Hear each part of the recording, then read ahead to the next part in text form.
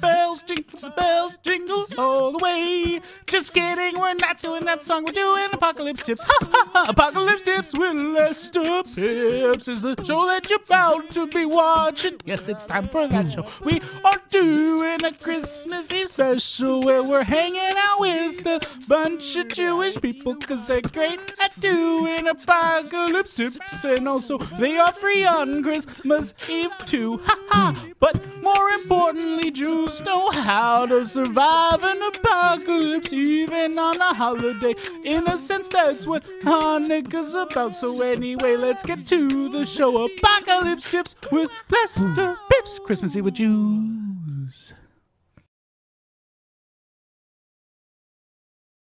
Oh, forgot to add me to the stream. There we go. Hello, we on the show now. What's up? We always at Apocalypse Tips with Lester Pipps. That's what the show's called. You saw it in the name of the show. You saw it in the way that the whole introductory thing played out. Introductory thing. You get it. Look, it's Christmas Eve. Merry Christmas, one and all, right? You can see I'm in a very festive bunker. Oh, the lights are on this side. Very festive bunker. Oh, wow. It's great. Look, we got some people coming in to the chat, so I'm going to give them a little bit more time. Very excited to have, at Resnik is here. At John Hess is here. Look at that. Rach Resnik says, festive bunker looks great. Thank you so much. If you are watching the show, but you're not in the chat yet, well, what you doing? Get on up in the chat. I also I want to say, what we're gonna do here is we're gonna get into what we all do to survive apocalypses, especially here on a Christmas Eve where we got to stay at home because there's all these COVIDs up in the air. We're also just going to talk about who these folks are, okay? And by who these folks are, I mean, I haven't even told you yet. Up later, we're going to talk to a bunch of guests who came to my show off my mailing list. I mean, I'm very excited to talk to them all. Let me run through who's going to be here on this very special Christmas Eve show.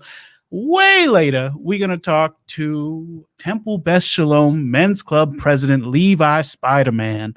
Very excited to find out if Levi Spiderman is in fact Tobey Maguire. I hope so. Maybe not, but I hope so. We're going to talk to Aunt Phyllis. Very excited to talk to Aunt Phyllis. Haven't talked to Aunt Phyllis in a while. Gotta catch up with Aunt Phyllis. Oh, we're going to talk to Moonchild Horowitz, who is named Moonchild Horowitz. So that should give you some idea of what may or may not be going on with who that person is. And we're going to talk to a Christmas tree, which, I mean, I haven't talked to a Christmas tree before, mostly because when I talk to trees, they tend not to respond. And I really stopped that practice after a while. I was thinking to myself, like, if these trees aren't going to talk to me, I don't know why I'd be talking to them. But this one emailed me, so I'm guessing that they talk. We'll find out. We're also going to talk to, and this is very exciting. This is very exciting. Probably the biggest celebrity I've had on the show. And by probably, I mean, most definitely. We're going to talk to the piano man himself, Bob Dylan. Bob Dylan's here. I mean, I can't wait to talk to Bob Dylan. That's going to be so exciting. But before we get to that, I mean, we got to cover what you's all doing here, which is, I mean, the basic facts that you need to know is, why would you take apocalypse survival advice from me, a guy named Lester Pipps, down here in a festive bunker? Well, let me tell you that, okay? Prior to all these COVIDs being up in the air, trying to get inside our brains, eat them up nerve by nerve, I was a guy who would go door to door, not to houses, but to like open mic situations where there was a microphone I could speak into, talking about how we's all going to survive apocalypses, because I am Louisiana State University's #1 and only, and the world's first and foremost apocalypse tips lecturer, doomsday prep survival speaker. Okay. So I would say I'm a little bit well versed in how you survive an apocalypse. And I just want to pass that information on to you. I just want to let you know. Okay, I'm down here in my bunker outside Baton Rouge, Louisiana, doing all my best to make sure that y'all know how to survive an apocalypse. Be that any kind of apocalypse that may occur, I will get you back. Okay. And on that note, a lot of folks send me questions about how to survive certain specific apocalypses. And I have a couple examples of that to share with you, which is a very good way to lead into the segment where I do that. Okay. The first potential apocalypse, somebody was this is from at Hi, I'm Angus. Hi, I'm Angus wants to know, what if Rudolph's red nose is from radiation and he's bringing it to the whole world? Okay, great question, right? Because what if Rudolph's red nose is not whatever the story says it's red for? What if it turns out it's red because it's radiated? Right? And he's flying around the whole world, going house to house, bringing radiation onto people. Okay? Well, what I do to avoid that is on the bunker. Obviously, the bunker has a chimney. because how else would Santa get down here to give me presents? So on the bunker chimney, I have a flue, which if you don't know what a flue is, it's not the disease flu. Okay. It's the thing that holds the chimney shut. If you do know what that is already, I'm sorry for patronizing. But if you didn't, you never know. Some people don't know. I have one that's activated by Geiger counter. So if a Geiger counter reaches above the number 1, if it gets above 1 rad, that thing shuts. And if there's a reindeer sticking its nose down there, I'm sorry, that nose is probably getting bonked by the flue shutting so fast. So watch out for that, Rudolph, if you radiated. User Bart Star 69 wants to know, if the elves rebel against Santa and use the workshop to create weapons of conquest, what would you do in that apocalypse? Okay, great question, Bart Star 69. If it turns out that the elves are making weapons of war and they're coming to take us down from the North Pole, we're going to be in big trouble. But I figure what you got to do to avoid that is you got to get ahead of it, right? So I keep a satellite, and I mean, I'm not in control of the satellite. It's technically NASA's or whatever, but I hacked into it so I can see what's going on. And I pointed it down at the North Pole. So if there's any signs of life on that pole, other than like bears or penguins that are supposed to be in the south, but they're actually in the north for some reason, if that happens, I'll see it. Okay. And so far, yeah, I don't think that there's any, I don't think that Santa really lives on the North Pole because I've never seen any signs of life. User Anthony Fauci wants to know, if the COVID vaccine causes mass sterilizations of humanity. Oh, no, that's a statement. It says the COVID vaccine causes mass sterilization of humanity. Oh, boy. Well, no. Look, Anthony Fauci, I don't know where you got that information, but Anthony Fauci said that that's not true. And I'm going to have to go with him on this one because he is a doctor. And also, if you look at him, if you look at pictures of young Anthony Fauci, check this out. Google that. That looks like if John Oliver was sexy as hell. Some people think he already is, but I'm just saying. Okay, that's that. Okay, that's the potential apocalypses for today. If you got any concerns about apocalypses that you want to raise in the chat, that's the place to do it. Throw them in there. I'll try to answer them on the show. We got time. John Hess wants to know, could Rudolph still fly if you encased him in lead? You know what? I don't know. Because I think like Rudolph flies based on magic, not so much by like aerodynamics and shit. So, I swore. Oops, happens sometimes. Rudolph flies based on magic, so I think probably yes is the answer. Anyway, I also like to spend this time at the top of the show educating folks about what different traditions are like in Louisiana, down here where I am and where I'm from and where this accent is obviously accurate to. Now, for Christmas Eve, which is what today is, there's a lot of different things that go down in Louisiana. One thing is Christmas carolers like to go door to door, and that happens all over the country, right? But down here in Louisiana, if a Christmas caroler group goes door to door and they don't have at least 2 ghosts of dead jazz musicians, they get booed and shooed away. So you got to make sure you bring them. You know how all y'all northern folks hang and fill stockings on your walls and your chimneys and whatever? That's your thing. Down here, we hang and fill Crocs and Gators, and that's the shoes, not the animals. We do in New Orleans, not here in Baton Rouge, but in New Orleans, they do Creole nativity scenes, which is like all the adults as lobsters, and then there's a crawdad baby Jesus.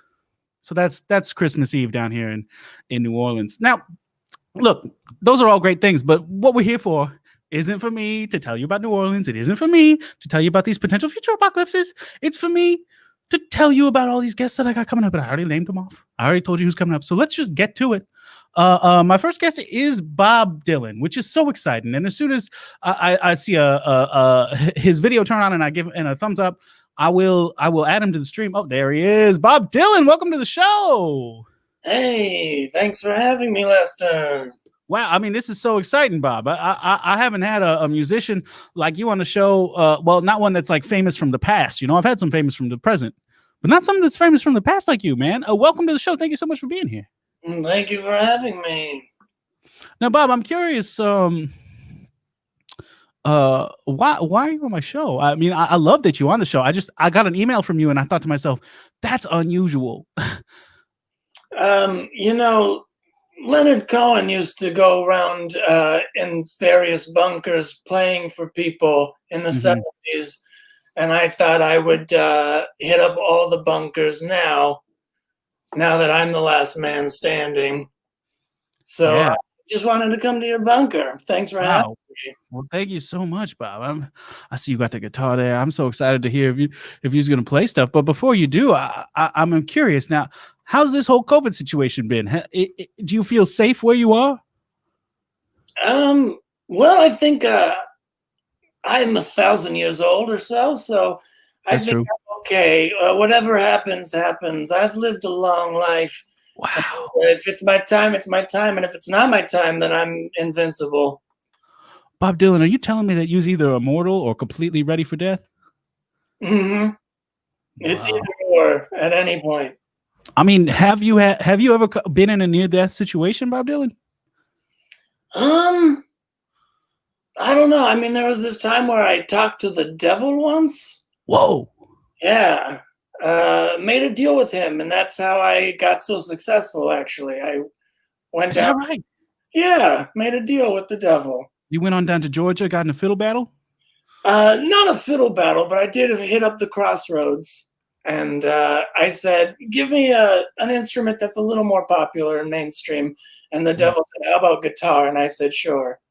Was that when you made the switch to electric because it's the devil's music, or did you start on the acoustic guitar because of the devil? Actually, it started with the acoustic guitar because the devil gave me no money, so I went with the cheaper option. He only gave me the talent, so I started right at the top of my career. I think if I had not met the devil previously, there would be no career at all. Whoa, wow. You know, historically, like in the Bible or in other TV shows and movies and stories and stuff, if folks make a deal with the devil, they often they got to give that dude his soul, your soul, their soul. You got a soul, Bob Dylan? I guess you'll have to find out. Okay, because yeah, soullessness scares me. Oh, was that you leading into playing a song? I didn't mean to cut you off. No, I'm just. Oh, I saw your hand placement move, and I thought it was like you're gonna have to find out, and then you play something. I'm like, yeah, you full of soul because you can play like that. Yeah, no, I'm just noodling. Oh, okay. All right on. Well, now, Bob Dylan, I mean, Christmas is a magical time of year for a lot of folks, but as far as I know, you spent some time as a Jew and then some time as a Christian, and then you kind of just were like being you for a while. Where you at with all that now? Oh, I'm never not reinventing myself. I feel like, in the early life, Judaism it was around. I was aware of it.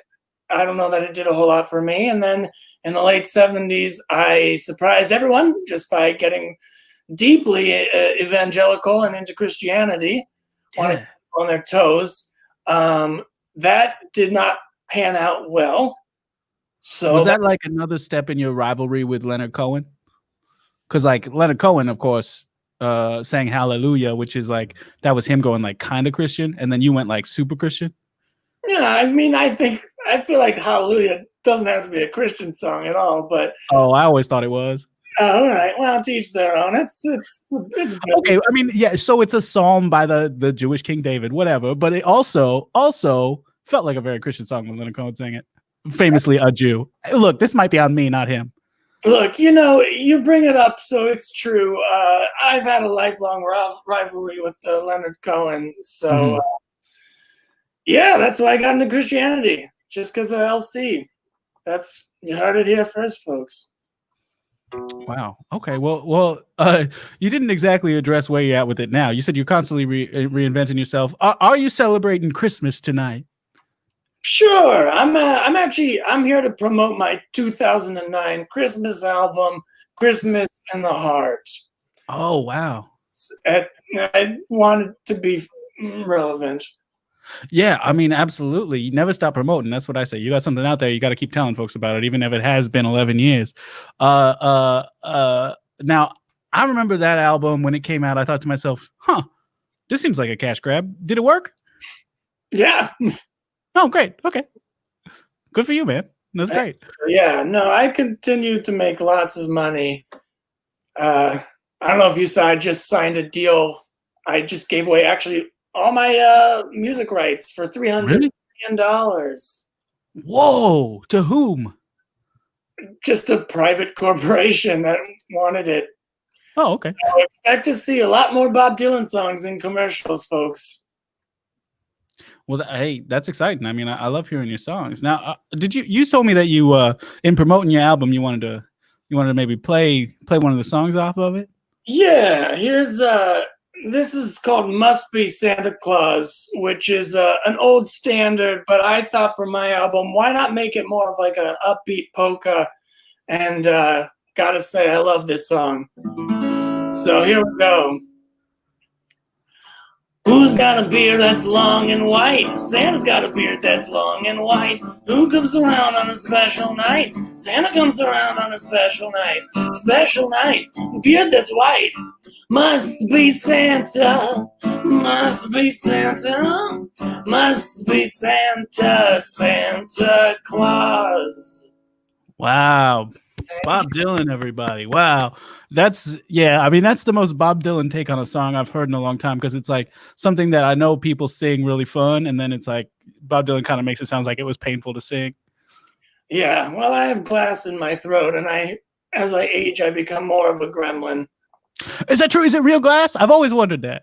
Yeah, it's slowly eroding my vocal cords. Wow, that's so scary. Did you like swallow a bottle one time, or what happened there? Yeah, I was at a bar, and somebody broke a bottle on the bar to try and threaten me, and I ate it out of his hand.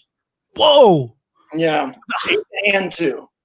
Wow, I feel like, look, I don't want to. I mean, I feel like you owe the devil big time on that one, because most people, if they eat a large glass bottle, especially one that's already been broken and is spiky, they probably die from that. Yeah, I mean, if anything, I think that's the devil getting back at me, because he said, you can have success, but you now have to sound like this.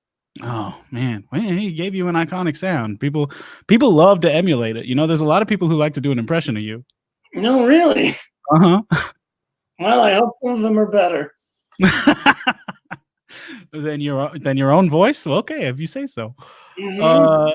That's exciting, Bob. That's exciting. Yeah, you know, that song, it makes me think back to when I was a young boy, and this is obviously before I became an adult in 2005 after Hurricane Katrina. For an explanation of that, listen back to old episodes. But made me think back to when I was a child, and I thought to myself, I don't know what Santa looks like. So it's really great that there's a song out there that tells you. Yeah, that's what drew me to that song originally, was just it goes step by step and tells you he's a guy with boots and a big white beard. Mm-hmm. He wears red. Is that your personal favorite Christmas song, Bob Dylan? It's one of my favorites. I have one more that I think is a true classic, but I was going to save that for the end. Oh, okay. All right. I'll play something else. Here's another. Okay, yeah, let's hear it. Here comes Santa Claus, here comes Santa Claus, right down Santa Claus Lane. Vixen, Blitzen, all his reindeer pulling on the reins. Bells are ringing, children singing, all is merry and bright. Hang your stocking, say a prayer, 'cause Santa Claus is coming tonight. Wow, Bob Dylan, everybody. That's man, that's fantastic. Thank you for playing that now instead of later. I appreciate it. You know, that song, it's another one that kind of walks you step by step through how Christmas works, which is great. I mean, I've always thought that a Christmas album should be a guide for like a little kid to like listen to it and be like, oh, okay, that's what Christmas is. I see. Sure. I mean, it's not just for children. I find all songs should in some way be instructional. That's true. Key to good poetry. My lyrics include instructions. Mm-hmm. Yeah, I've always thought all along the Watchtower was a great instruction for how to make sure that your kingdom is guarded well. Yeah, where to walk along the top of the tower. That's right. Yeah. Bottom, that's where they can get you. Mm-hmm. Mm-hmm. And like a Rolling Stone, I mean, that's great instruction for how to make a snowman. Yeah, that's what I was going with. And if you don't know, you could just put like moss on the stone. It grows there naturally, and you can make a moss man. Yeah. Yeah. I've heard about, Moss Man are good to make sometimes, but you want to avoid making Mothman. I don't know who he is. Oh, it's a Godzilla villain. Oh. An obscure reference from Lester Pipps to a movie that obviously I have never seen because, as everyone knows, I've only ever watched the LSU Football Tigers on a TV. But that's something that I said 85 times last episode and probably don't have to say this episode again. Now, Bob, we do have to get to our next guest pretty soon here. Sure. But I have a question coming to me from through my publicist at Ezra Party or on Instagram for both you and me. And this question comes from at Yaki Margulies, who, wow, yeah, I'm looking at Yaki Margulies' picture and kind of looks like if you weren't wearing sunglasses. Huh. Well, I don't know. I'm usually wearing sunglasses and I don't see too well. That's true. Yaki Margulies wants to know, what is kosher? Okay, great question. I'll take this first. Kosher is stuff that's okay. Bob Dylan, you have anything to add? I mean, that was a perfect answer. I would just say, we all draw our lines in the sand, and I think you got to do whatever feels right to the voices that speak to you best. And it's all about gratitude, Absolutely. Now, speaking of gratitude, I'd be very gracious to you, Mr. Bob Dylan, if you would stick around for the rest of the show.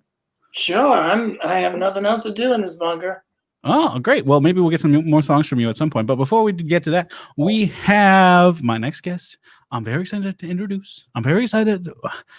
The words were hard to come out of my mouth, but you understood. I'm excited to introduce my next guest. A Christmas tree. Welcome to the show.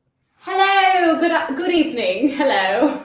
Hello! Wow, you're a British Christmas tree. I didn't expect that. Yes, I am a British Christmas tree. I'm on the East Coast right now, actually, so it's night time. The East Coast of Britain?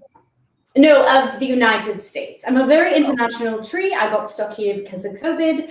Very busy time for Christmas trees, as we all know. Sure, absolutely. Yeah, this is probably your main busy time of year. Mm-hmm. It's very, very stressful. Actually, Lester, I don't enjoy Christmas. What? Really? Mm-hmm. I said it. I hate Christmas. Christmas tree. I'm surprised to hear that because I feel like it's your time to shine, literally and figuratively. It's literally my time to shine. It's very, very stressful, Lester. Oh, I see. Yeah. Well, if Christmas time is not your favorite time of year, what is? I like the summer. The snow's melted. I get to put up my feet. No one's thinking about me. No one's touching me. There's no cats knocking me over. Oh, that's a big problem for a Christmas tree. Has it happened to you yet? I see you're set up in a very nice living room. Yes, it has happened to me. It has happened to me several times. It's never fun. It's very stressful. I'm sorry to hear that. I really am. Now, I have a question coming to us from the chat where LL Scharf wants to know, if a talking Christmas tree falls in the forest and there's no one around to hear it, does it still talk? Ooh, do you still talk if you're all alone? I do still talk. I feel like I should clarify something. So my father was a Christmas tree and my mother was a Radio City Rocket. Oh, that explains why you have roughly human features. Mm-hmm. I was worried about that, but I didn't want to ask directly because I try not to ask my guests about their appearance too much. Thank you. That's very considerate of you. Mm-hmm. But so what was that like growing up? Were you torn between having like a Rockette Christmas and a Christmas? Well, my mother was always pressuring me to perform on stage, and it was just a lot of pressure, and I couldn't handle it at all. So I moved to Los Angeles, and I'm honestly a lot happier. A lot more people like looking at palm trees. It's a lot more relaxing. Oh, that's great. Mm-hmm.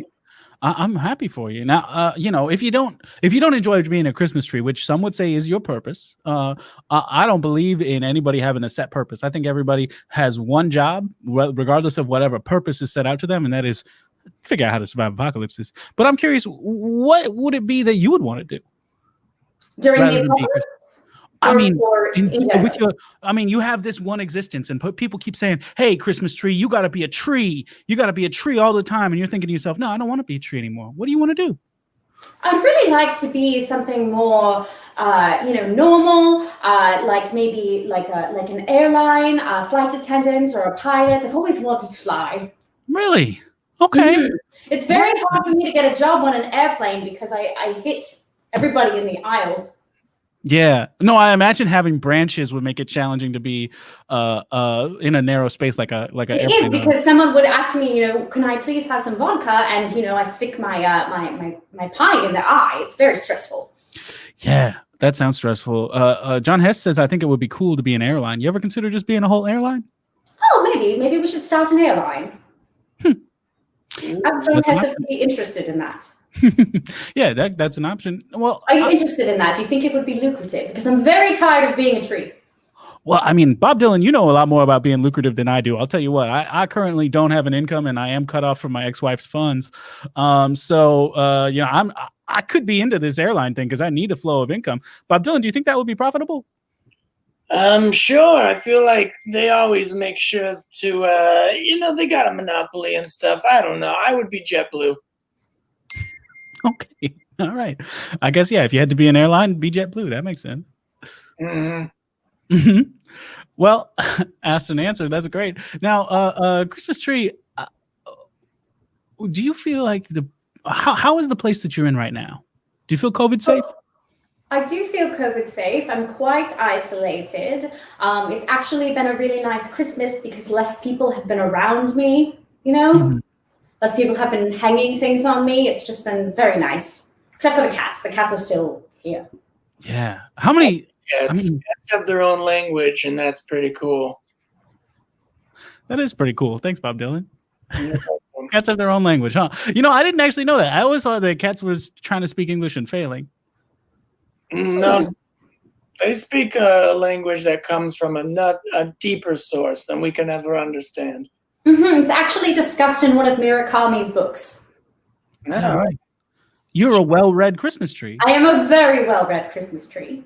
Is that what you do when you get your legs up in the summer? Yes, I like to read. I love to read. Nothing about Christmas, though. I hate A Christmas Carol. Wasteful. That makes sense. That makes sense. Now I'm curious. Do you feel like having a rocket for a mother has informed your lack of interest in being a traditional Christmas tree? Because like if you had a Christmas tree for a father and a Christmas tree for a mother, maybe you'd be like, yeah, I'll follow in both my parents' footsteps. But having an outside the box mother might change things for you. No, I think it's actually better. I think it's a little bit, it helps people be more open, in the tree community. Sure. We just have like different types of trees. We should have different, trees for Christmas. Maybe it doesn't always have to be pine trees. We don't have to be so set in our ways. But having a rocket for a mother and having a Christmas tree for a father did make me hate Christmas. So that makes sense. I mean, listen, I'm mostly interested in you and your life, but I am curious. Do you know how your parents met? Oh, on stage, of course. Oh, your father was the Christmas tree from the Rockette Christmas. Was the Christmas tree in Rockefeller Center, and then my mother was a Rockette. I see. It's a scandalous story. I should have been able to put a movie about it. They did? We should make it. Oh, that's okay. In addition to an airline, we should do that. That's a great idea. Bob Dylan, you ever try to make a movie?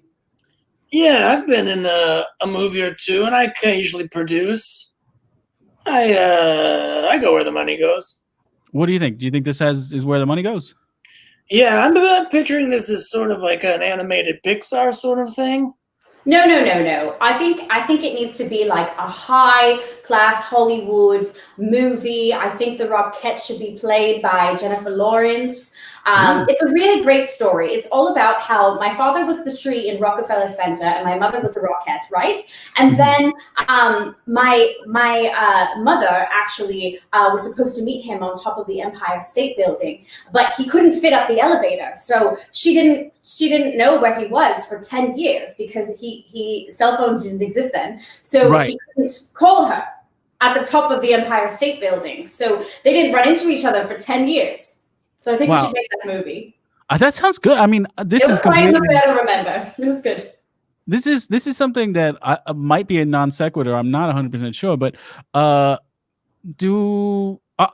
all Christmas trees sleepless at all times, wherever they are? We sleep. It's very hard when people keep turning the lights on because then they get in our face and we wake up immediately. But we sleep the best in the forest, I would say, not in people's houses. I see. I guess that was a non sequitur, I suppose.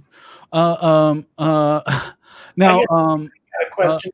yeah. Did you say that Pixar is not classy? It's not classy, no. It's not high art. I don't think so. I'm pulling out of this project. Whoa. Well, hold on, Bob. I mean, we can negotiate here. No, I mean, I have a vision for a movie, and if you want my funding as a producer, I gotta complete my vision. That's how I've always been. Well, maybe someone else. Pardon? Are you willing to bend a bow at all? I don't know. I don't want trees to be like cartoons, you know. I don't want it to always be such a caricature. You know what? I'll turn over a new leaf because you just made that bow joke. I love puns. They're so close to lyrics that I'm back in. Wow. Okay. Great. All right. Fantastic. I'm glad we can. I'm glad I stumped your attempt to leave. Now, Christmas tree. We do have to get to our next guest here pretty soon. Okay. But before we do, I have a question coming to me from my publicist at Ezra Party on Instagram, from somebody named at Rach Resnik on Instagram, who, I'm looking at her Instagram photo, and she kind of looks like if you weren't wearing a star on your head. Oh, interesting. Maybe we're related distantly. Yeah, maybe her mother and or father is a rockette, or a Christmas tree. Who knows? Absolutely. Now, Rachel wants to know. There it is. If Santa wanted to retire, who should replace him? I'd like to take this question first. I think the person who should replace Santa is obviously the person who gives gifts to all the kids, right? And that's of course former Louisiana State University quarterback Joe Burrow would make a great Christmas, because that guy he can drop dimes into any chimney. You know what I'm saying? Oh man, he'd be great. What do you think, Christmas tree? Who should replace Santa?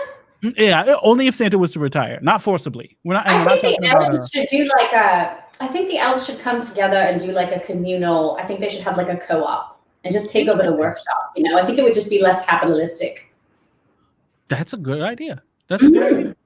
Cool. Bob Dylan, any thoughts on this? If somebody was to replace Santa, if he retired, who would you want it to be? Well, if you're talking about somebody who gives gifts to everybody around the world, I think the next Santa should probably be Bob Dylan. Ooh, interesting. Are you putting yourself up for the job? Yeah, I mean, I'll do anything. That tracks. I am a little bit worried about having someone who has given their soul to Satan as the arbiter of Christmas, but at the same time, I mean, you'd probably be good. I mean, I don't think Santa's village is powered by his soul, so that's true. Not saying whether I do or do not have a soul, but if I didn't have a soul, I think I would still be more than qualified. That's fair. I just I'm worried about somebody in the thrall of the devil having control of Christmas. But at the same time, like what do I care? He's not coming to the bunker because I gotta have that Geiger counter on the door. Anyway, devil, a lot of peace songs. Did you want to play a song before we move on to our next guest, Bob? Oh, let's play a song. Fine then. Here we go. Here's to bring up the next guest. Fine then, he says. Hey, Mr. Tambourine Man, play a song for me. I'm not sleepy, and there is no place I'm going to. Hey, Mr. Tambourine Man, play a song for me. In the jingle, jangle morning, I'll come following you. Wow. Bob Dylan, everybody. Thank you. And that, of course, was a song that was instructions for how to wake up Bob Dylan. That's fantastic.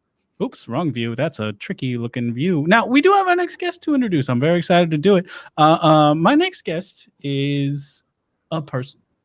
Okay, and their name is Moonchild Horowitz. Moonchild Horowitz, welcome to the show. Thank you for being here.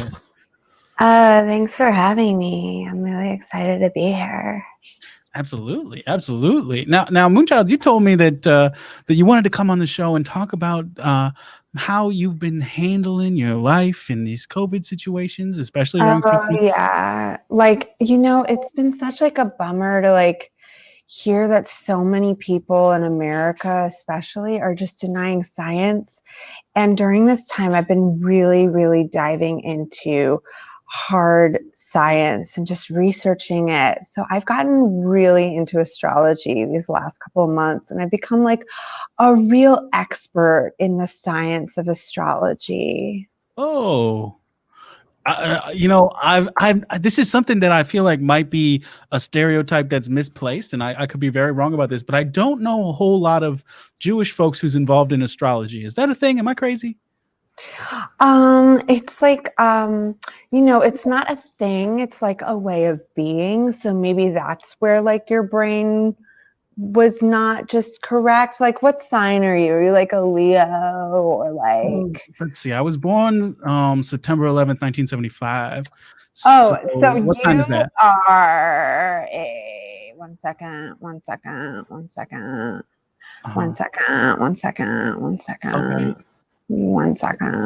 You're a Libra. You're a Libra. That might be true. I don't know. Yeah, you're like you're so Libra. Like I said Leo because that starts with an L, but like, yeah, you're like an L. You're a Libra. Like I'm really into science. Wow. Okay. Yeah. I mean, a lot of people would consider astrology to be not quite science, and it seems like, I mean, as much as you are into it, you didn't exactly know offhand the astrology signs, which I feel like is yes, I did. It just like takes me a second to like connect to this Wi-Fi because of where I am. So like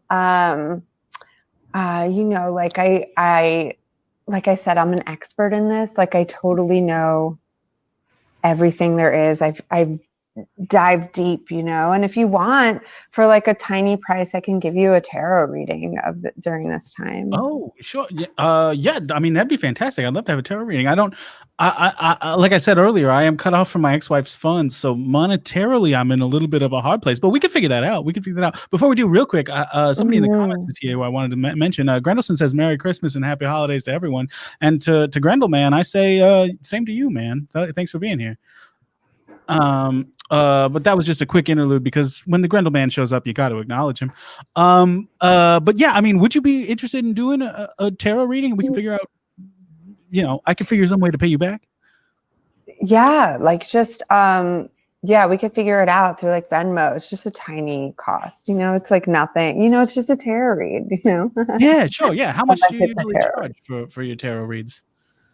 Let's talk about it after, Oh, okay. So like, what's like the question you want to ask? Oh, okay. Well, what's a question you want to ask science? Sure. Yeah. Astrology. Yeah. I did just get divorced on Thanksgiving, and I just got it set up on a Hinge profile last week. So I do have a lot of thoughts about that. I think I'll ask, am I going to find love in the year 2021?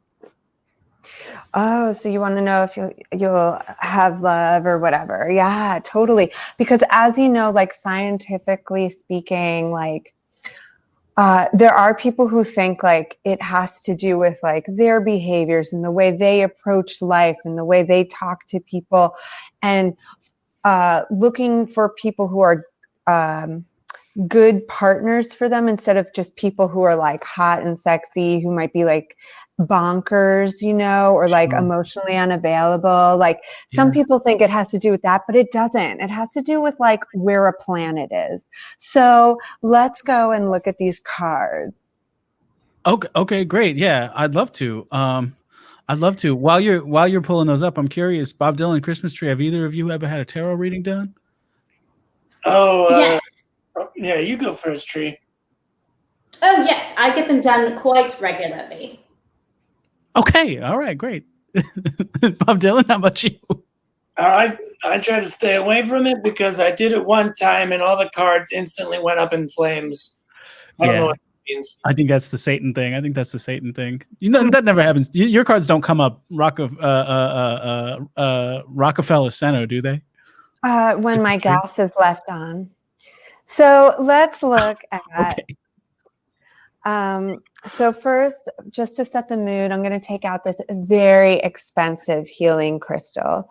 It's so expensive because nobody like cracked the crystal out of the rock itself. So this is in its true form.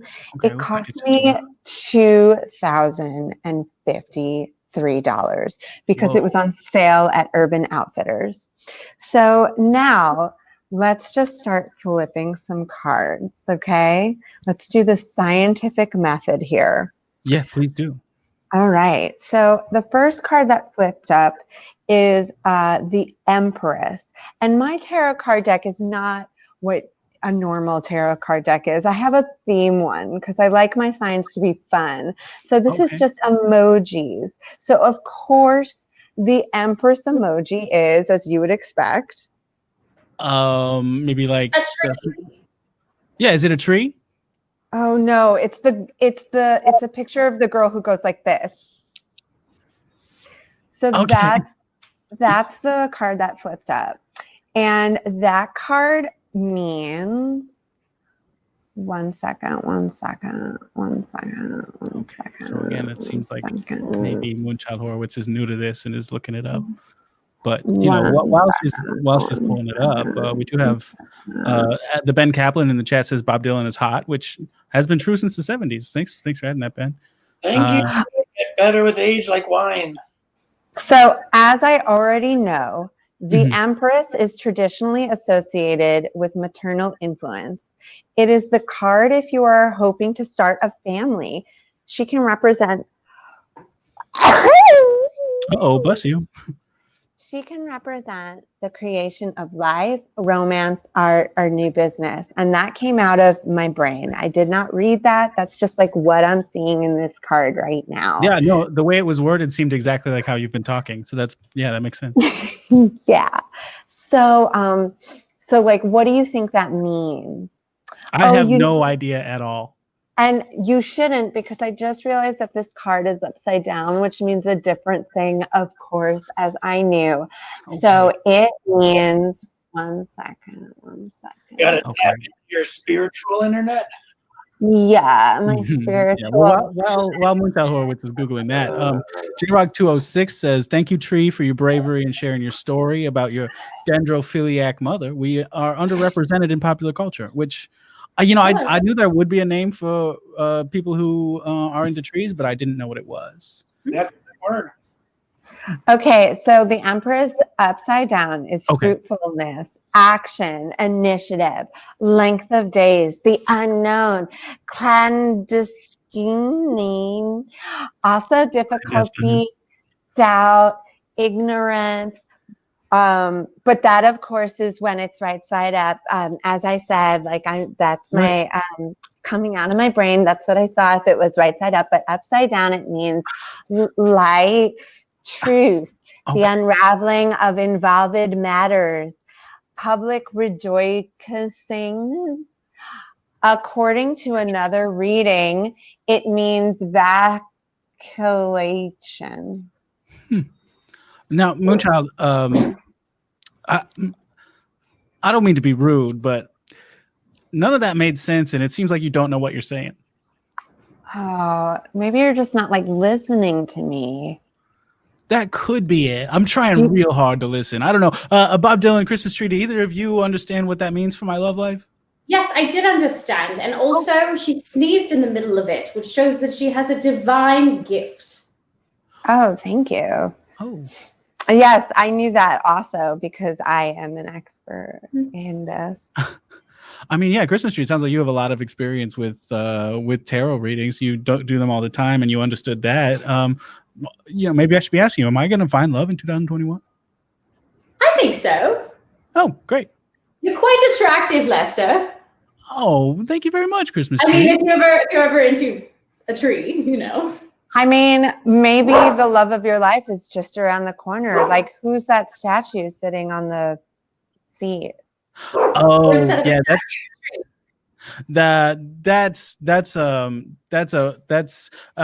she doesn't have a name. Listen, it gets lonely, you know. I don't want to get into it. We gotta get to our next guest though. After on that note, I mean, I'm just saying, love of your life, right behind your shoulder, around the corner. Just Right saying. above your head on this call. Yeah, could be. I mean, I've never considered being a dendrophiliac before, but like I've also never considered that I'm not one. So maybe it turns out that I am. But we do have to get to our next guest. Before we do, I do have a question. Of course, I saw that as well in the card. That was in the cards? Of course, because the Empress means again. No, we can't do it again. We can't do it again. I do have a question coming to me through my publicist at everybody on Instagram from at Steph Strice on Instagram, who looking at her picture kind of looks like like if Moonchild, if you looks exactly like you. Yeah, people say that I have the face of like many humans because I'm a very human. That makes sense. That makes perfect sense. Now, Steph Strice wants to know, what was your bat mitzvah theme? Oh, okay. I'll take this one first. I know that bat mitzvah means girls ceremony, whereas bar mitzvah means boy ceremony, or something along those lines. And for me, I didn't have a bat mitzvah. What about you, Moonchild Horowitz? Oh, do we really have to get into that? I was just like, all right, it was Grease 2. Cool. Hey, right on. That's great. Christmas tree, did you have a bat mitzvah? I wasn't allowed to have one because my mother's a Rockette. That makes sense. I mean, sorry, so I just wasn't allowed to have one. That tracks. Yeah. How about you, Bob Dylan? You probably had a bar mitzvah if you had one at all. I'd ask about that instead if you don't mind. Did you have a bar mitzvah theme? I don't tell anybody about anything from my Minnesota years. Basically, come on, tell us, how does it feel? What? How does it feel? Do we need another song? Let's do a song. Yeah, let's do a song. Once upon a time, you dressed so fine, you threw the bumps of time in your prime, didn't you? People call, they say beware doll, you're bound to fall. You thought they were all kidding you. You used to laugh about everybody that was hanging out. Now you don't talk so loud. Now you don't seem so proud. After having to be scrounging your next meal. Well, how does it feel? Oh, how does it feel to be without a home? Like a complete unknown, like a rolling stone. Wow. Bob Dylan, everybody. Thank you so much, Bob. That was fantastic. Wow, man. I'm trying to figure out what that was instructions to. Hello, Cool Scharf says, I bet it's Deuteronomy, which I think that's probably what it was instructions to. Is that right? My secret for writing song lyrics is every song is about Deuteronomy. There we go. There we go. Very good. Now, I'm so excited to get to our next guest. Thank you again for that wonderful song, Bob Dylan. My next guest is someone who I haven't talked to in a while, but I'm very excited to talk to again. They are also a human being, as I said before about Moonchild Horowitz. Their name is Aunt Phyllis, and well, here they are. Aunt Phyllis, welcome to the show. Hello. Hi. Hello. Hi, Aunt Phyllis. You're right up close to the camera. Yeah, we see your the bottom of your face. Can you see me? Can you still see me? Yeah, there you are. Okay. Phyllis, all right. Oh, honey, it's so good to see you. Yeah, you too. You too. How are you doing this very Christmas Eve? Well, I wish I could say that my day has been good, but you know how I spent my day. My day started at 6 a.m. outside of the Sam's Club I had to Really? pick up some snacks. I ordered all sorts of catering for tonight. We were supposed to have a little bit of gathering. We were gonna get, I went to Kung Pao Bistro, and I got, I was getting the lemon chicken, the Szechuan garlic chicken, the curry chicken, the sweet and sour chicken, the shrimp with lobster sauce. I was getting the black pepper chicken. I asked for the catering prices. They were like, no, we're going to give you the dinner prices. I said, no, this is catering prices. I want the catering prices. They said, fine, we're going to give you the catering prices. But I don't think they're very happy about it. So I think I'm just going to pick up some snacks at Sam's Club just in case I get served with spittle spaghetti again. And then, of course, all of my kids and my siblings, they called at the last minute, said the COVID numbers are too high. They don't want to come over. Well, listen, I'm sorry for your hardship, but I think that all your kids and family made a good decision. There's so much COVID out there. I know. But, it would be nice. It would be nice if we could get together just one day. One day. We've all been careful. We've all been, we've all been fine. We're A students, okay? We're not licking like old schmagegi down on, Elcott Corner. So. You didn't lick the schmagegi on Elcott Corner. That's good. I sure didn't. And I definitely know my daughter Claire did not lick the schmagegi. She's smarter than that. She goes to Cornell. We're very good for proud her. of her. That's great. That's great. Now, are you home alone tonight then? Yep, it's just me and the dog. Yeah. Hey! He's fine. He keeps getting into the pie. The pie? Oh, you did make pie after. No, I didn't have time to make pie. Oh! I wish I had time to make pie. No, I didn't have time to make pie. I got the pie at the Sam's Club, and then on my way home, I was like, you know what? I got pumpkin and apple, but I think it would be nice to have a key lime. So then I stopped by the Weston's Bakery. Only the best. Wow. Only the best. Only the best. I am the list only gives you the best, but what do I get? No one. No, excuse me. I'm gonna refresh my glass. You gotta top off a little bit. I see. Well, and Phyllis, I mean, I think traditionally it sounds like you have a very big party at your place on New Year's Eve, which is fantastic. Every year. And by New Year's Eve, I of course mean Christmas Eve. Oh no, I have one on New Year's Eve too. Oh, you do? I have the party house. My house is the one we go to for the mitzvahs, bar and bat. We sit shiva. If someone dies, we sit shiva at my house. Doesn't matter where they died at. It doesn't matter where their house is. We sit shiva at my house. Cover the mirrors and everything. Wow. I mean, that's great. Have you been home alone for your the whole COVID quarantine situation? No, I mean, you know me. It's been about 2 years since the divorce, so I did have a couple little quarantine pallies. But we were all very safe. We got tested beforehand. I met them on Bumble. I feel like that's the safe app. Yeah, I had a friend come on the show last week and set me up on Hinge because that's the safe app in her opinion. But I don't know about this Bumble one. I don't like Hinge. I got on Hinge and it was giving me all sorts of moderates. I don't want your moderates. Oh, what are you looking for? I'm liberal or bust. All right, I'm burning or that's bust. What I wanted to hear. Good. Surprised that you are looking for a COVID party and also liberal, but I'm glad to hear it. Oh well, yes, yeah, but I don't want to be like one of those liberals. I don't want to be one of those that's like, oh, I gotta wipe down all the chips in the pirate's booty that I got from Sam's Club. No, you don't have to wipe it down. You're not gonna get COVID from a bag of pirate's booty. Yeah, I mean that makes sense. You could get it from anywhere. You never know. Like my personal stance on pirate's booty is if I didn't make it myself, I'm not gonna eat it. But that's also because I don't really like Trader Joe's pirate's booty.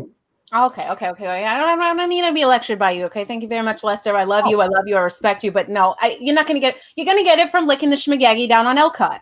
That's true. Now, sorry to interrupt real quick, but Moonchild Horowitz, something going on over there? Wait, there's a lot going on. I'm so sorry. There's just I just realized it's nighttime and there's a moon outside, and I really need to charge my rock crystal. Oh, you have to charge it with the moonlight? Yeah, I have to do that scientific thing, where the moon rays come down and they charge a rock.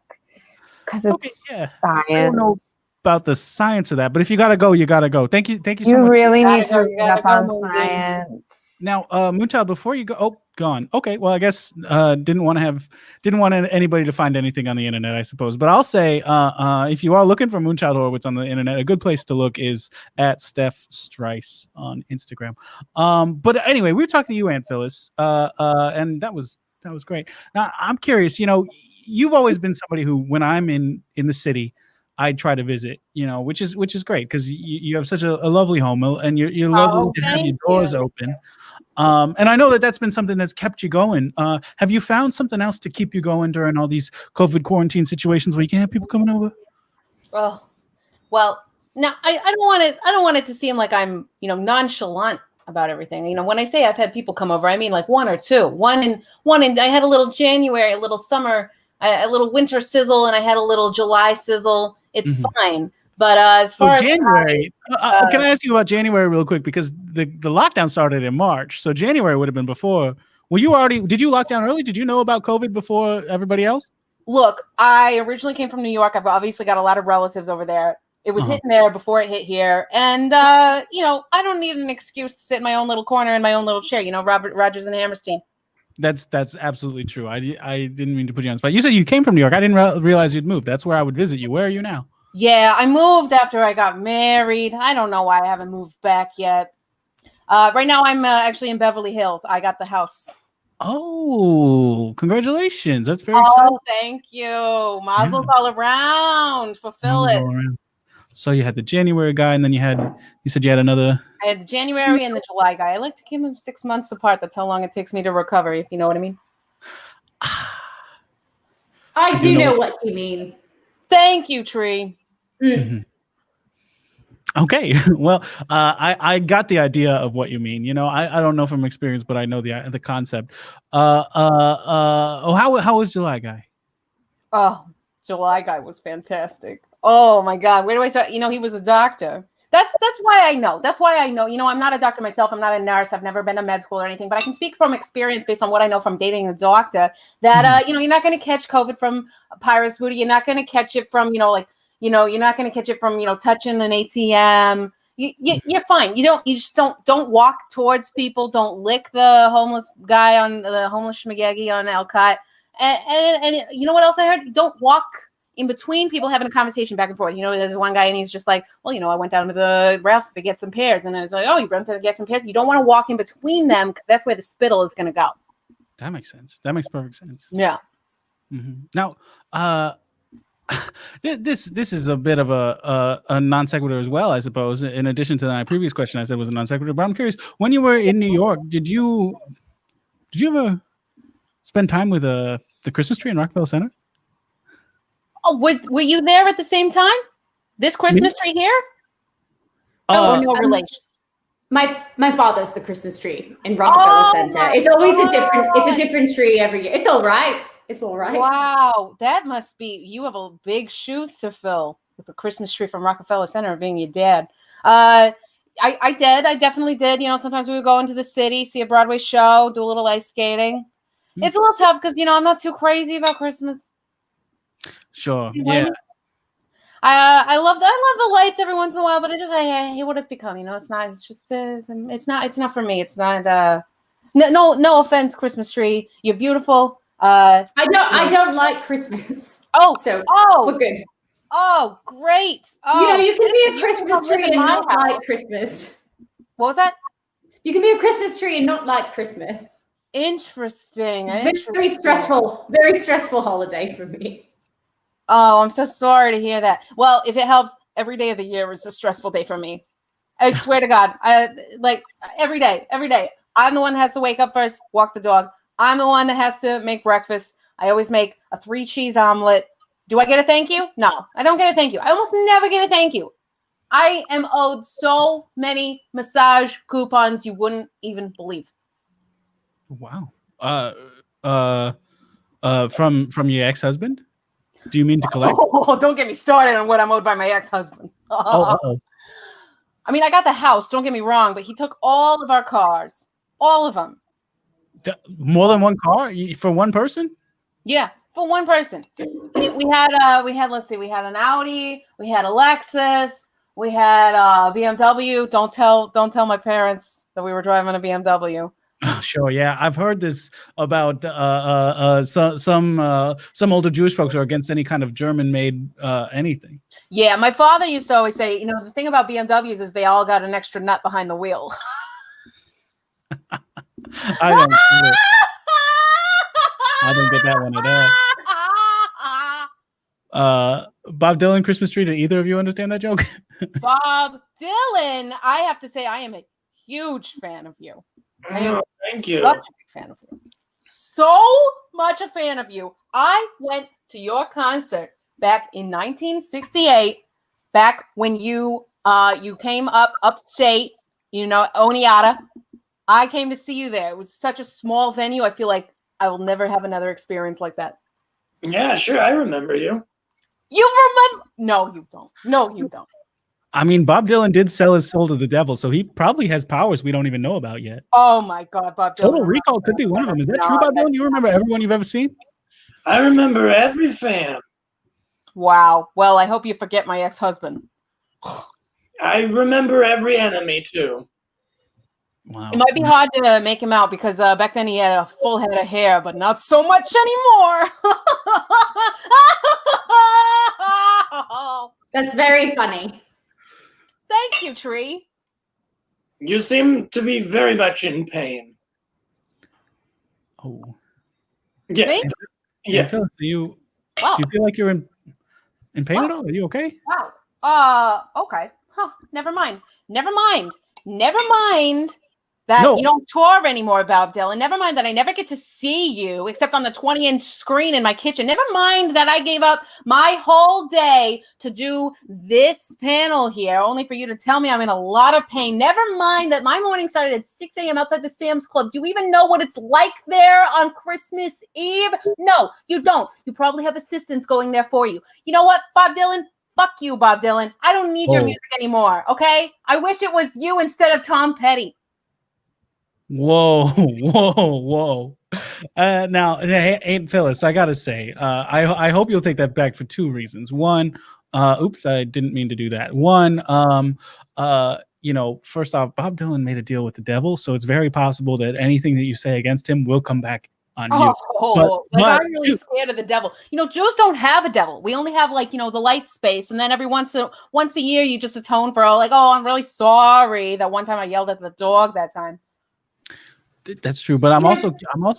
Oh, go ahead, Christmas tree. Oh, just trees don't have the devil either. So fuck you, Bob Dylan. Tree, you and me, we're gonna run off together after this, right? All right. It's because we're both New Yorkers. Oh, I love a New Yorker, even if your accent is very different from what I know of New York. I grew up. It's complicated. British, spent some time in LA, spent some time in New York. It was a whole thing. Well, traveled abroad, and I love it. Oh, you're beautiful. You're beautiful. Fuck you, Bob Dylan. Yeah, fuck you, Bob Dylan. You might not believe in the devil, but you don't have to for him to get you. That's what I was worried about. But, I also want to say, Aunt Phyllis, this is a show that's about helping people survive an apocalypse. And one of the main things that people need to do in order to survive an apocalypse is to get their own house in order. You know what I mean? Make sure that they're okay. Because if you're not okay, then you're not going to make the world okay. And Aunt Phyllis, this has been a place where a lot of people come with their problems. If you do have anything that you want to talk about, we're here for you. I only brought it up because if the air's leaking out of the balloon, you want to put tape over the hole. It's okay. You know what, Lester? It's okay. It's okay. I see what you're trying to do here. I know you're trying to make me feel bad. Just so you know what I would have been doing if I wasn't doing a show? I was going to be volunteering in a soup kitchen. The only one that's open this year because they're the only one with outdoor seating. That's what I gave up to come here to your show. But I guess you wanted me to be doing your show instead of helping other people because, I don't know, you want to make the world a better place. Look, Aunt Phyllis, I'm sorry. I didn't mean to do anything that would cause you harm in any way. I just, wanted to say if you wanted to talk about anything, that's okay. But it's great that you would have been at the soup kitchen. Listen, we got to get to our next guest, but before we do, I do have a question coming to me from my publicist on Instagram from @LLCoolScharf, who looking at her picture, I'm seeing, she looks kind of like if you didn't have a whole bottle of wine. Okay. Well, it doesn't sound familiar to me. So if you're thinking we're related, think again. Scharf is German. You know how I well, feel about I mean, yeah, I'll sounds like drive a a real BMW, but I don't associate with the Germans. right. Sounds like a real BMW kind of person. But Ella Cool Sharp wants to know: do you have a favorite Christmas movie? Wow. Emphasis on the have. Like, Yeah, that's I her do it, influence. so I Emphasis, not can't. mine. I'm sorry. Maybe you guys can relate to this. Do the goys ask you questions like this where they're like, do you even know what a Christmas movie is? Yes, I have a favorite Christmas movie. Who do you think I am? Do you think I live under a rock between Halloween and Christmas? Yes, I can't avoid the Christmas. It's there. It's just as bad as COVID. It's everywhere. Yeah, Sure. I have a favorite Christmas movie, and it's The Holiday with Cameron Diaz. Hey, that's a classic. Kate Jack Black. Winslet, because it's got that scene with the old guy, and he's got his other old guys around, and they have a little Hanukkah party in a fancy house in Beverly Hills, just like the one I would have been having tonight if all of my kids didn't cancel on me. Wow. Well, that's a fantastic answer. I am curious. Christmas tree. Can you relate to that at all? Do all the boys ask you if you even have a favorite Christmas movie? No, they just assume that I have a favorite Christmas movie because I'm a fucking tree.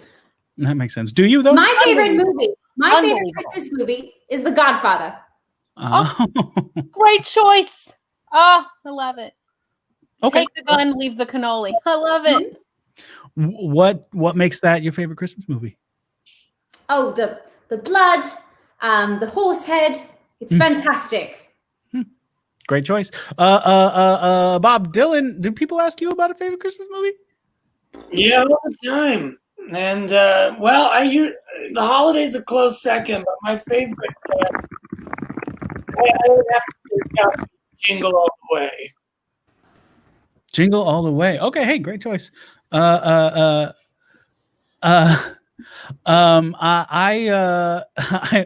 got a personal message that I was confused by, but let me just say real quick before we get to a song by Bob Dylan, the next song by Bob Dylan.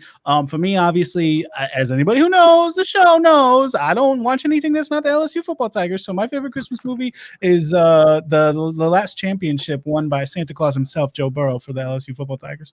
Okay, Bob Dylan. I don't even know what that means. It's football. Do you want to play us a song? Sure. Well, it ain't no use to sit and wonder why, babe, if you don't know by now. And it ain't no use to sit and wonder why, babe, you don't ever do somehow. When your rooster crows at the break of dawn, look out your window and I'll be gone. You're the reason that I'm traveling on. Don't think twice, it's alright. Don't think twice, it's alright. Wow, Bob Dylan, everybody. That's fantastic, Bob. Thank you so much. That, of course, is instructions on how to get over an ex. That's great. Now, we do have to get to my next guest, who I'm very excited to introduce. This is a guy who I met one time when I went to visit and do a apocalypse lecture at the Temple Beth Shalom, and he is the Temple Beth Shalom Men's Club president, Levi Spiderman. Levi Spiderman, welcome to the show. Thank you for being here. Levi, you on mute. Spiderman, you muted. I don't know how to work these. Evie, I was on mute. That's my wife, Evelyn. She don't want to come on. You want to come on? She doesn't have a face on. She didn't want to come on. Lester, listen, it's happy holidays, everybody. Good evening. Happy holidays. Happy holidays. I get this all the time. It's Spiderman, not Spider-Man. Okay? Oh, I'm so sorry. It looks just like the Marvel Heroes of Spider-Man. No, I believe I'm well aware, but no, it's Spiderman. Okay. Mm-hmm. So anyway, we got a Zimmerman with it. Yeah. So thanks for letting me on the show. Just wanted to figured it was a good way to broadcast the upcoming men's club schedule. Temple. Okay. Do you mind, or do you have? I mean, sure. Yeah. Tell us what's coming up, Levi, Spider-Man. So anyone at Temple Beth Shalom, the men's club has some excellent programming coming up. All right, on Tuesday night we're going to go bowling. So stay in your house, but how about you still? We're raising money, all right? We're going to build a sukkah next year, and we got to raise money. So we're having a bowling drive, okay? We're going to deliver groceries to people, to underprivileged people. On Somebody's. I'm sorry. I love bowling. Bowling's wonderful. I mean, listen, most bowling alleys, I think maybe every bowling alley is closed, but, you know, no door is locked if you have a brick. That's what I always say. Oh! Spider-Man, I don't know if you want to be condoning that, because what you're suggesting is that you're going to have folks get together to break into a bowling alley. And you know, if you're asking me, I'm saying to myself, hey, there's a bunch of COVIDs up in the air trying to get up inside all our brains, eat them neuron by neuron. And I don't know if you want to be gathering like that. Yeah, I guess you might not be right. What I was going to do, I was just going to climb. I'm very good at climbing walls, and so I was just going to climb the walls of the bowling alley. And I was going to get to the ceiling and try to drop down through the air vent, and let everybody in, you know, walk in and let everybody in that way. And I mean, the balls are all there. Bowling is not that difficult without a staff, right? So, you know, anyway, it doesn't matter. Yeah, I suppose that's true. Yeah, if you could get into the bowling alley, then yeah, you could probably end up doing a good bowling experience. One time, sorry, 2 seconds. Go ahead, Aunt Phyllis. One time, I bowled a turkey. That was an exciting Hanukkah for me. Oh, yeah, I don't know about you, Levi Spiderman. No, I never bowled a turkey. So I'm actually very bad at bowling because I tend, when I grab the ball, I release it. It tends to stick to my hand if I'm not careful. So, your fingers are too big for the holes? It could be the fingers are too big for the holes. Might have that's not necessarily a problem, Spiderman. So I've been told. Effie, what do you think about my finger? She likes my fingers. So. Oh, Effie's a lucky woman. Evelyn, yeah. Absolutely. Yeah. Well, now, Levi, I appreciate you coming on to talk about what you're doing with the Temple Beth Shalom Men's Club. I mean, it sounds like you have good goals, but it also sounds like you're violating COVID a little bit, which I gotta say makes me a little bit nervous. You know, as you know. Listen, it's a small shul. They're all outdoor gatherings except for bowling, and we want everyone to stay safe. But we gotta keep the Jewish community alive, especially in the winter time. And if you're wearing a mask, who cares, right? Just stay outside. Well, yeah. No, I'm gonna go ahead and say outright, y'all should be wearing the masks. But I am curious, how has COVID affected the congregation? Well, at first we were we canceled all services, but then on Rosh Hashanah and Yom Kippur, we had people. We did a lottery system where we allowed 10 families to sit in the shul, and the rabbi. And I'm an important figure in the shul, so I was allowed in. And basically 10 families plus anybody who we deemed important enough to come by. We all sat inside. We had to wear masks, and they gave out gloves, and the rabbi was masked, and he was up on the beamer, and it was very simple, but it was indoors. So, and we live streamed. We did it over Zoom for the rest of the people. I see. That sounds nice. And how has it affected you personally? You being at home with Evie, is that going well? Oh, she's fine. We sit and we do the crossword puzzle, and we're much less youthful than we look. But we just I had a cup of tea. It's nice, we sit at home, and we only go out when we have to get groceries or when there's anything that we could possibly do for the Jewish community. Just a couple Shabbases ago, one member of our synagogue, a member of the men's club, was celebrating probably the 50th or 60th anniversary of his bar mitzvah, and he really wanted people to come. Anytime a 70-year-old man wants to celebrate his bar mitzvah again, a pandemic be damned, we're going to go to the synagogue, and we're going to make sure that there's a minyan for him. Amen. Well, Aunt Phyllis agrees. I do disagree. I'm curious though. I know you're with the Temple Beth Shalom in southern Los Angeles. Is that right? Yeah, sure. Yeah, and I read an article recently that a lot of the Jewish community has been getting saved by a masked crusader who doesn't seem to let anything bad happen to the Jewish community of Beth Shalom Temple. Somebody's been swinging in and saving the day a lot, which you don't know anything about that, do you? I don't know. I would have to go on the web and check. Oh yeah, you have you'd have to go on the web and check. I see. I don't know anything about that. Okay. Yeah.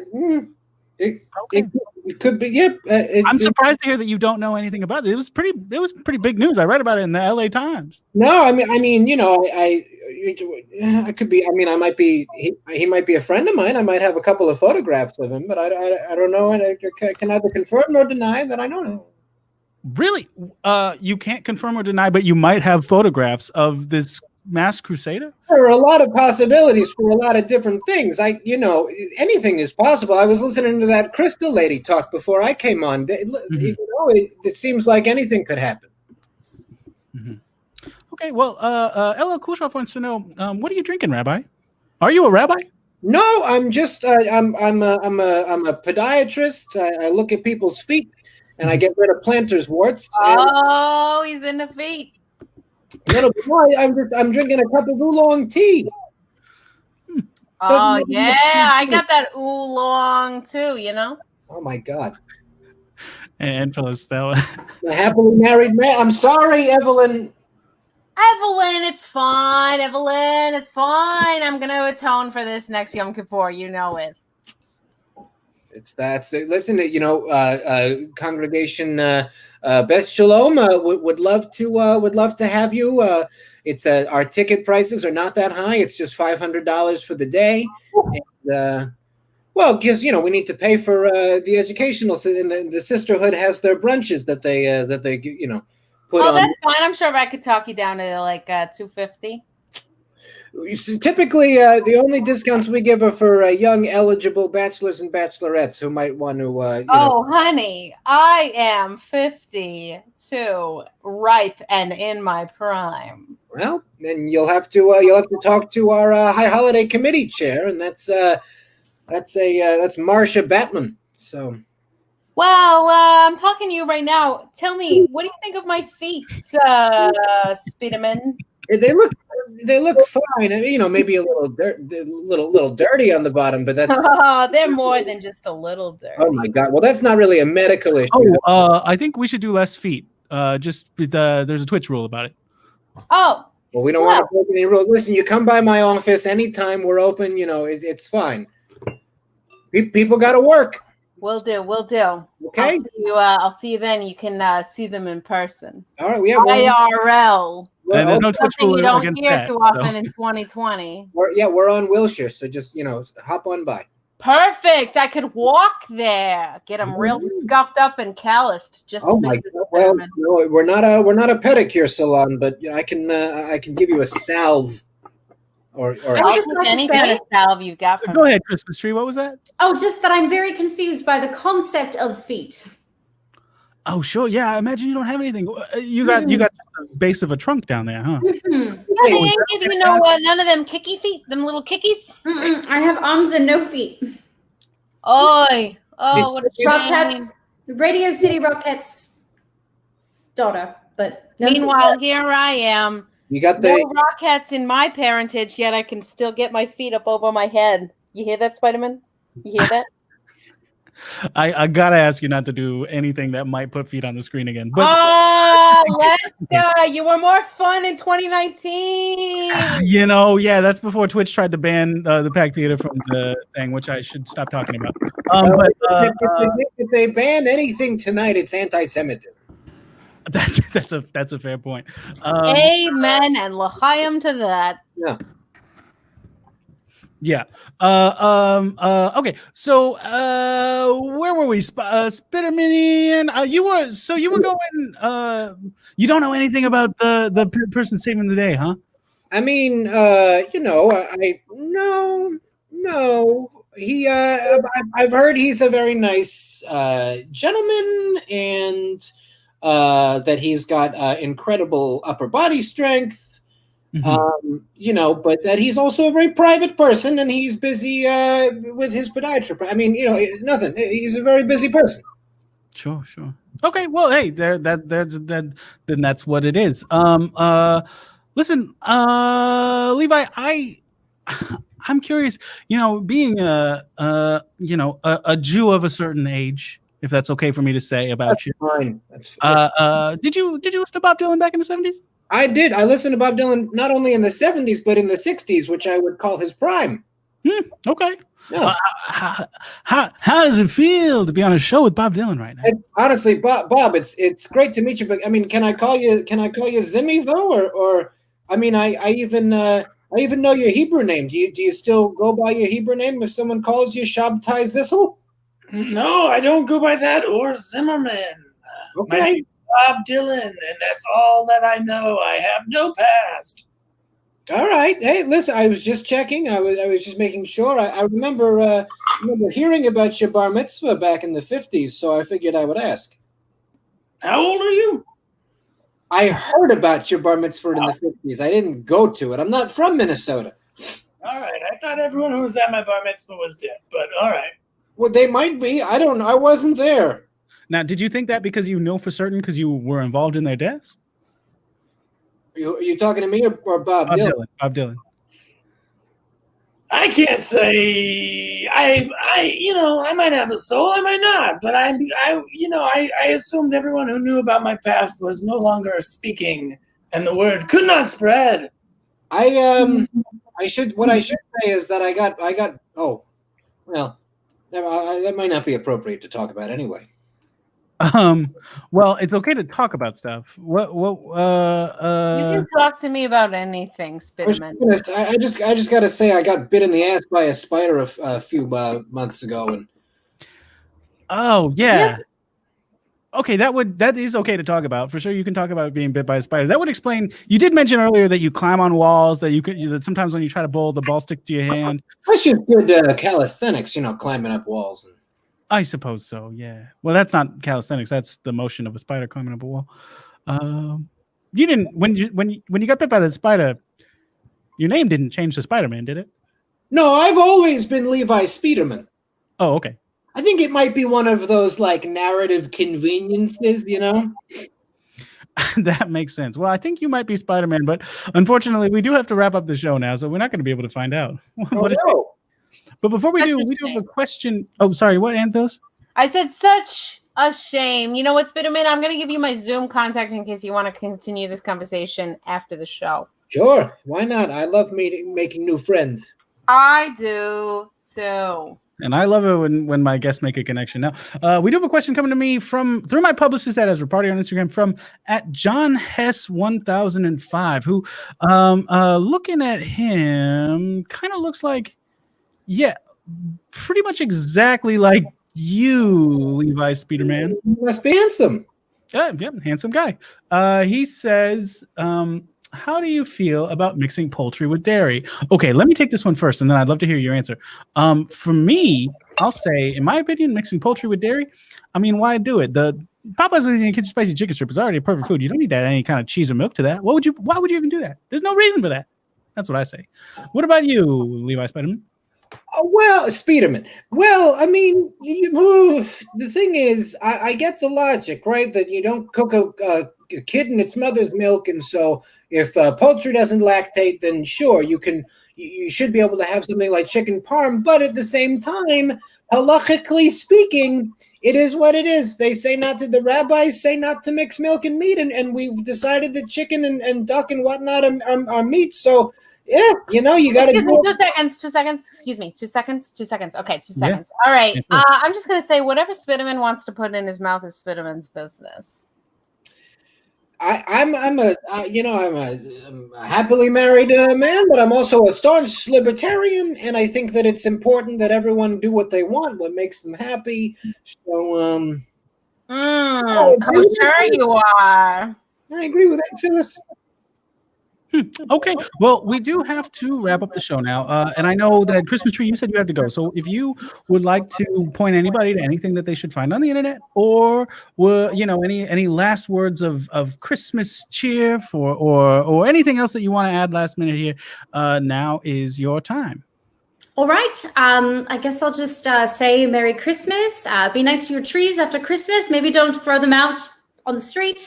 It's not very nice when you're done with them. We don't like to feel so disposed of. And also, if you'd like, I'll be making a guest appearance on the Anti-Influencer Hour on December 31st at 11 p.m. It's going to be a Fuck You 2020 show. So you're more than welcome to watch.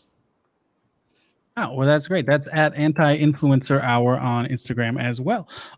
Thank you very much. And listen, You're beautiful. I love Thank you. I would have Thank you in you. my home, even if I've never had a Christmas tree before in my life. Thank you so much, Anne, for this.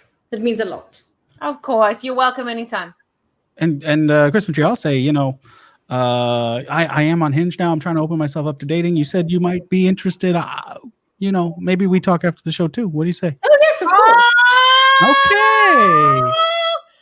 Hey, I'm not so bad at this dating thing after all. This is so exciting. This is very exciting. Love match. Wow. Longtime listeners of the show will be shocked that I did that. Let's go ahead and move. You for a tree hugger, Lester. Oh no! That's very funny. I never imagined that for myself either. I am humorous. You sure are. Christmas tree, if you do have to go, feel free to go. Or if you want to stick around and watch other people plug, that's cool too.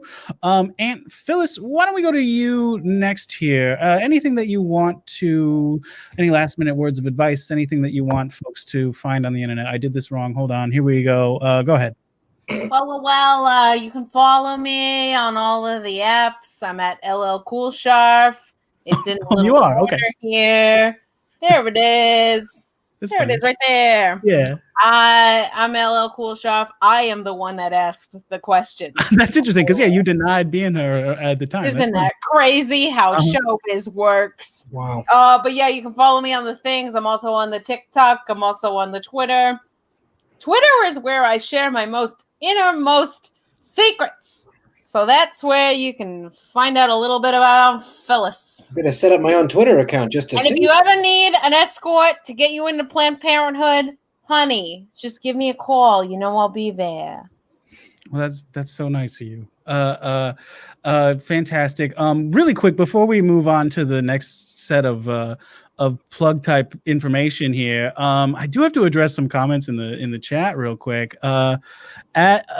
Be Awesome first of all says Levi knows best, then says she's the sexiest Christmas tree ever, which I think the reason I'm mentioning this is beautiful. And then she says that Lester is very creepy, not a good choice as a date. After saying that, I mean, I'm the creepy one. I don't know about all this. Just wanted to address that. Okay, let's move on. Maybe it's not your fault, Lester. It's not your fault. All right. Thank you. It's the PC culture that we're in. It's fine. I think, Lester, I appreciate that you took a dive or not a dive, that you took a leap. I don't know. I don't know sports. Yeah. Well, thank you for that, for the words of encouragement. Christmas tree, I'm sorry I was in a weird position with those comments. Sorry, did you say comments? Okay, now who's doing it? Now who's making it weird? Pete Holmes. Levi. We're gonna get kicked off Twitch again, aren't we? No. Let's not talk about that.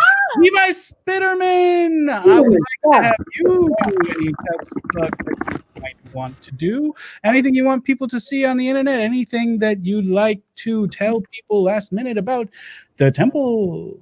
Yeah, well, sure, of course. As I said about Temple Beth Shalom, we've got a whole lot happening in the next couple of months. Our food drive and our bowling night. Hanukkah's over, but every month, because it's delicious, we do a lot of making contests. So just come by the show. Honestly, who cares? Spiderman Podiatry down in Wilshire for all of your foot care needs. But tomorrow, Spiderman. Okay, Christmas we're open because who cares? But I've got. I was checking out while the others were talking. I was checking out that at John Hess 1005 on his Instagram. He's a handsome fella, and he just posted a photograph of himself with his tongue out. And even I got a little worked up. So follow instantly. Yeah, so follow him. But his Twitter I also checked out. That's unhinged. So whatever. But that's where it's the same handle. And I did a little digging. He hosts a show on this same Twitch channel, the Pack Theater, at the fourth Wednesday of every month. It's called Quarantinis, where he teaches you how to make simple classic cocktails while bars are closed. And it sounds really informative and like a whole lot of chaotic nonsense. So, you might want to check that out. And other than that, I got nothing. Great. Well, thank you so much. Bob Dylan, anything that you want folks to check out? I know you've got your 2009 holiday album, whose name I forgot. Anything else? Yeah, it's a 2009 Christmas album called Christmas in the Heart. And it's pretty good. I think it could do even better in sales. So please check that out. Also, if you want to, check out all my albums from 1979 to 1981 when I was briefly Christian. And if it's all right, yeah, I guess I don't know who this. That's, I don't know who that is, but if you want to follow that person on social media, I'm sure it would help them. And is it cool if I end with one last song? Yeah, absolutely. Let me do my plugs real quick, and then we'll go out on your song. For me, I'll say, definitely follow my publicist at Ezra Partier on Instagram at Ezra Potter, on Twitter. Not a frequent Twitter user, I'm not going to lie to you, but a very frequent Instagram poster of shows. The man promotes shows all week long, and you can see them there. Also, I'm on Instagram at Lester Pipps. Follow me there. This show is every Thursday at 6 o'clock. You're watching a Christmas special, so it's extra long. Christmas with the Jews. But usually it is from 6 to 7. Thank you to everyone who's been listening to the show, who's been watching the show, who's been commenting on the show. Appreciate it. Even you, be awesome. I'm sorry we got off to a little bit of a contentious thing. Tadarabah. Very I'm not wearing my wedding ring, and I'm sorry about that, Evelyn. It's okay. I just keep it because it's solid gold. Oh, yeah? No, you hang on to that. Yeah, 24 carats. I like Aunt Phyllis. Yeah. Aunt Phyllis is great. I like you. I want to also say thank you to everybody who was on the show. We lost 2 of our show members to having to leave early. Not anything. Rest in peace. May their memory be a blessing. Absolutely. And now another big thank you to Bob Dylan. Let's hear a last song from you, Bob. Oh, thank you. All right, here's my favorite Christmas song for the season. Have yourself a merry little Christmas. Let your heart be light. Next year all our troubles will be out of sight. So, have yourself a merry little Christmas. Make the Yuletides gay. Next year all our troubles will be miles away. So have yourself a merry little Christmas now. Wow. Bob Dylan, everybody. Beautiful. You redeemed yourself. And now after that, we're going to end the show the way we always do, which is it's just kind of going to end. That was the show. Now we did it. You know how to survive an apocalypse. If anything should go down, you'll be okay. And for that we say you're welcome. Also, we gotta say thank you to all these amazing guests. Find them on the internet, and then you'll never not know when they doing fun and stuff. And that's what the fun of the show is. Also to survive apocalypses. And hey, we hit both those nails on the head with one bird or something, I guess like that. So anyway, I gotta say thank you to the Pack Theater.